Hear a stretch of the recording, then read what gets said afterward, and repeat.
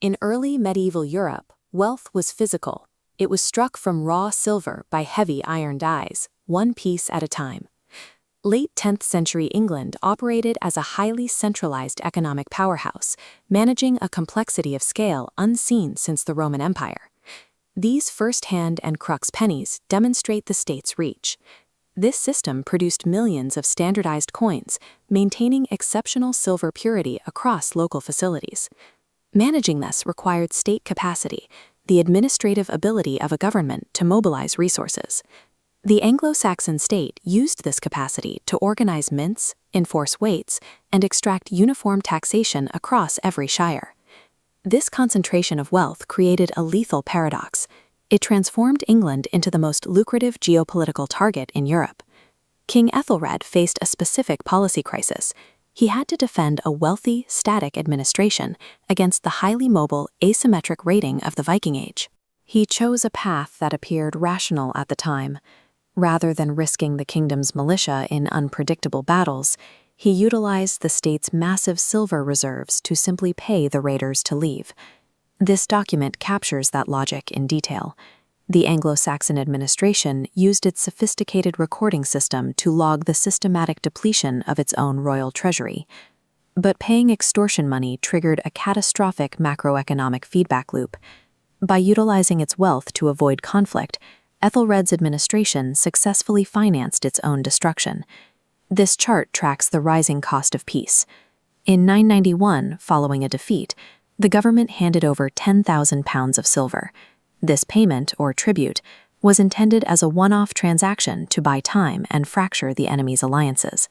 The raiders recognized the incentive structure immediately. They returned to demand 16,000 pounds in 994 and 24,000 by 1002. The extortion cycle hit peaked as the state paid 36,000 in 1007 and a staggering 48,000 pounds in 1012. This volume of silver represented terminal capital flight. The liquid assets of the kingdom were being physically drained and shipped across the North Sea. Prioritizing short-term crisis management hollowed out the kingdom's economic foundation, leaving it incapable of mounting a long-term defense. To see the full scale of the failure, we have to look at what happened to that silver once it reached Scandinavia. The extracted English coins were immediately melted down. They lost their administrative identity and were reduced to twisted fragments and heavy ingots, raw commodity bullion. This capital was explicitly used to build advanced military assets, including fleets of high-capacity longships like this one. The remaining silver was used to hire heavily militarized mercenaries, swelling the ranks of the invading forces year after year. The tribute payments acted as venture capital for the invaders. The English state was effectively subsidizing its own conquerors. By 1002, the economic strain began to fracture the internal stability of the court. Executive paranoia set in, fueled by palace revolutions and intelligence reports of assassination plots by hired mercenaries. In an erratic attempt to regain control, Æthelred ordered the St. Brice's Day Massacre, a systematic purge of Danish populations living within England. The event signaled a catastrophic breakdown of civil order and local command. This proves that the centralized administration had lost control over its own security apparatus, substituting long-term policy with raw panic. The geopolitical fallout of the massacre was immediate and irreversible.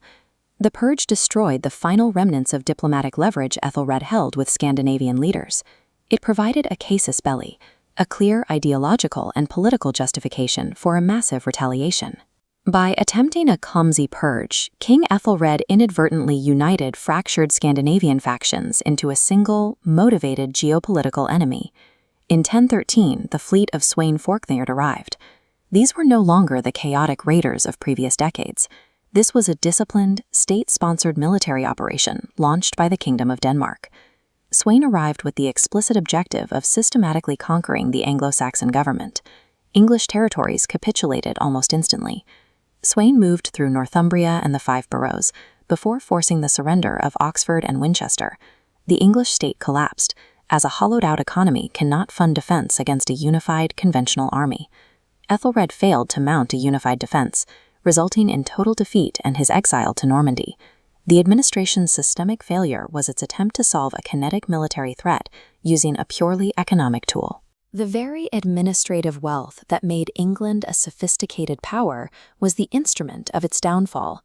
By prioritizing the economics of extortion over state security, the Anglo-Saxon administration successfully funded its own conquest.